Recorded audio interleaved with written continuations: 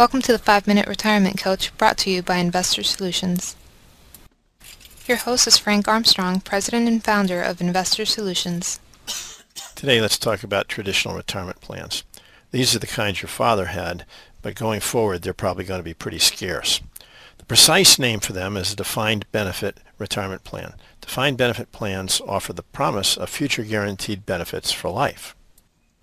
Just as the name suggests, we determine by formula what the future benefits are going to be. Then the plan sponsor works backwards to determine the annual contribution. Plan sponsor or employer is responsible for every single aspect of the plan. They almost always pay the entire cost of funding and administration. The employee simply shows up for work reasonably frequently and reasonably sober, and at the end of his career, he or she receives a gold watch and a guaranteed benefit for life. Benefits are normally determined by formula, which take into account compensation, years of credited service, and perhaps an offset against Social Security. If we know the formula, we can determine exactly the benefit level. For instance, here's an example. Take the employee's final average earnings for his top 3 years.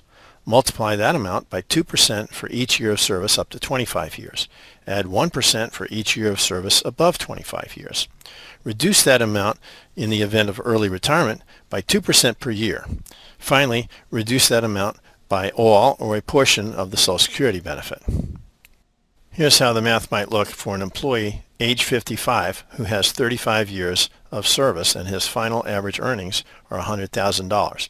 So the calculation is 2% for the first 25 years, or 50%, and 1% for the additional 10 years, bringing it to a total of 60%. So we multiply the $100,000 by 60%. Based on normal retirement age at 65, that would give him a benefit of $60,000.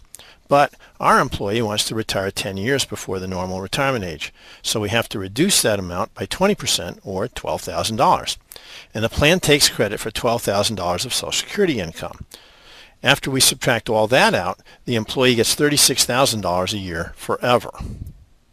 Some or all of your accrued vested benefits may be guaranteed by a federally chartered insurance company called PBGC, Plan Benefit Guarantee Corporation. That insurance is covered by an annual premium paid by the plan sponsor. Some highly compensated individuals may find that their benefits are not entirely covered. PBGC provides a minimum guarantee, but if excess funds are available in the pension plan, there may be additional benefits. Typically, the owner of a small, closely held corporation may not be covered, and some professional corporations are not covered. The biggest advantage of the defined benefit plan is that known benefit levels will be guaranteed for life. However, plans most richly benefit older employees and those with long periods of service. Another great thing is that the employees bear no investment risk and need make no investment decisions. But there are a number of disadvantages, both to the employee and the plan sponsor.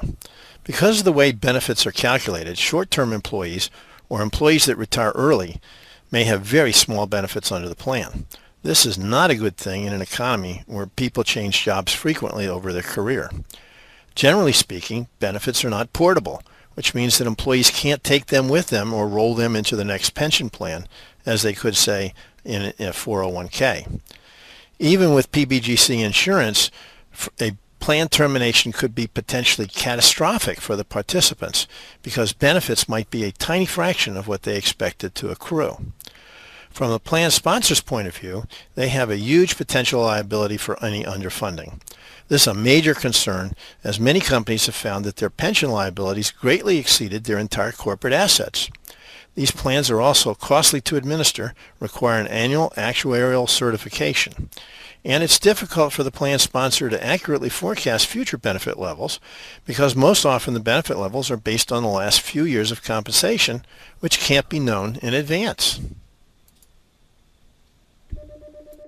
Except for some small privately held corporations and professional corporations, the traditional defined benefit plan may be a thing of the past. There's good reason for that, and it's not coming back.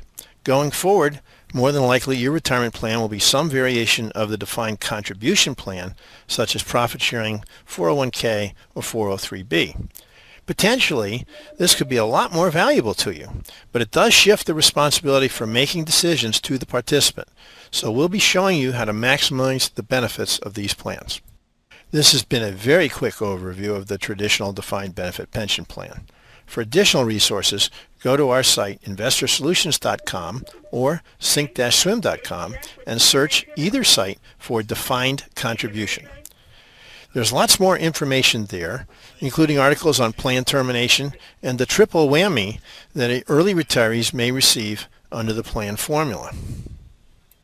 For additional retirement planning and financial planning ideas, you can follow us on Twitter, subscribe to the Investor Solutions blog, or sign up for the Investor Solutions newsletter.